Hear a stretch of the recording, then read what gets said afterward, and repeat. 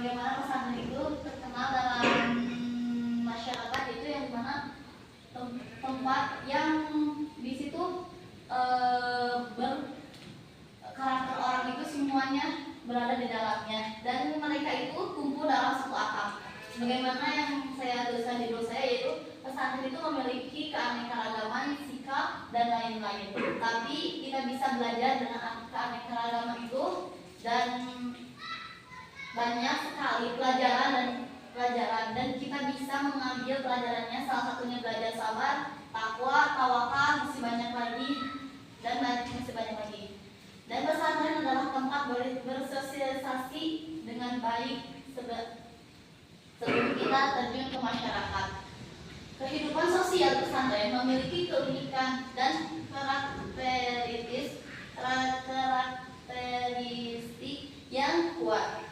Di lingkungan ini, para santri atau disebut siswa pesantren hidup bersama dalam suasana yang penuh dengan nilai-nilai keagamaan, kebersamaan, serta kedisiplinan. Berikut beberapa aspek sosial yang khas di pesantren. Yang pertama yaitu kebersamaan dan solidaritas. Para santri hidup bersama di asrama, tidur, makan, dan belajar dalam satu lingkungan, dan menumbuhkan rasa kebersamaan yang tinggi. Mereka saling membantu dan menjaga satu sama lain, baik dalam urusan belajar maupun kehidupan sehari-hari. Contoh, ketika ada seorang santri sakit atau membutuhkan bantuan, teman-temannya biasanya akan dengan cepat membantu.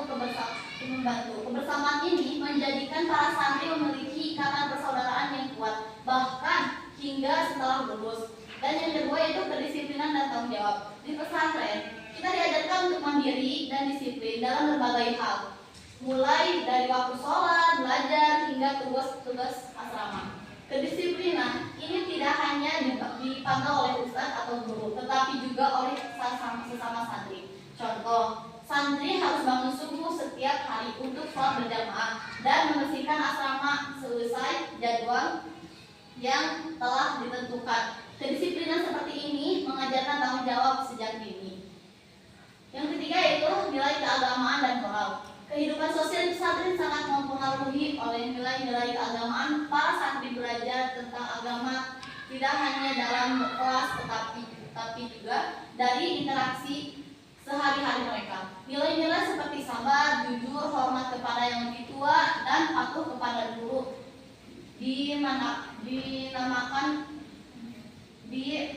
ditanamkan melalui berbagai kegiatan. Contoh, santri diajarkan untuk selalu mengucapkan salam, menjaga etika berbicara, dan memperlakukan semua orang dengan hormat. Mereka juga diajarkan untuk tidak iri hati dan menjaga kejujuran dalam segala hal. Dan yang keempat itu kehidupan gotong royong. Kehidupan pesantren kental dengan budaya gotong royong. Santri sering sekali bersama-sama membersihkan lingkungan pesantren, memasak, atau mengurus kegiatan-kegiatan besar. Ini membutuhkan rasa saling memiliki dan tanggung jawab terhadap lingkungan sesama. Seperti contoh, saat ada acara besar di pesantren seperti maulid atau haflah akhir tahun, seluruh santri dan staf bekerja sama mempersiapkan acara tersebut. Santri secara sukarela terlibat dalam dekorasi, kebersihan, atau konsumsi. Dan yang kelima yaitu hierarki dan kepemimpinan.